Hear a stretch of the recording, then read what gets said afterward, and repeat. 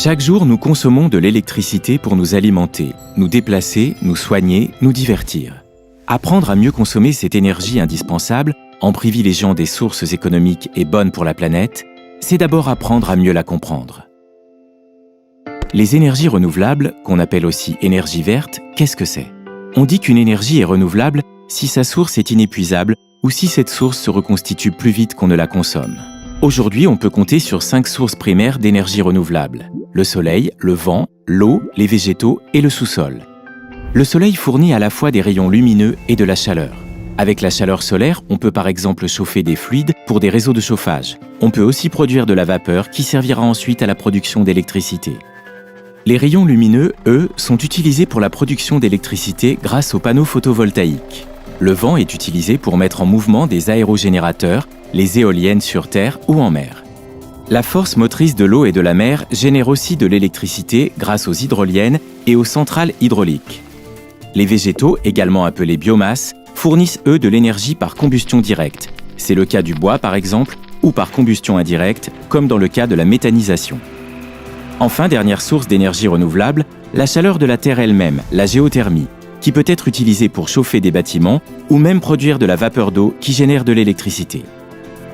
Aujourd'hui, les énergies renouvelables fournissent 22% de l'électricité consommée dans le monde, 17,5% en Europe et 16% en France. Notre pays ne compte d'ailleurs pas s'arrêter là.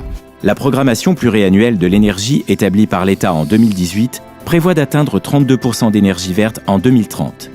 Un objectif équivalent à celui fixé par l'Union européenne sur l'ensemble de son territoire. Alors pourquoi faut-il développer davantage ces énergies renouvelables? Parce que contrairement aux énergies fossiles, l'exploitation des énergies renouvelables n'épuise pas les ressources de la Terre, génère très peu d'émissions polluantes et que les nombreuses innovations technologiques de ce secteur d'activité ont vocation à diminuer de plus en plus leurs impacts. Les énergies vertes contribuent à la transition énergétique. C'est pourquoi CNR, premier producteur français d'électricité 100% renouvelable et acteur majeur de la transition énergétique, produit grâce à l'eau, au vent et au soleil l'équivalent de la consommation annuelle d'électricité de 6 millions de personnes. L'eau, le vent et le soleil permettent de produire de l'électricité, à condition bien sûr que le vent souffle, que la pluie tombe ou que le soleil brille. C'est ce qu'on appelle les productions intermittentes ou variables. À CNR, nous parlons de complémentarité. Avec notre mix 100% renouvelable et diversifié, nous faisons en sorte d'alimenter en continu et de façon adaptée à la demande le réseau électrique.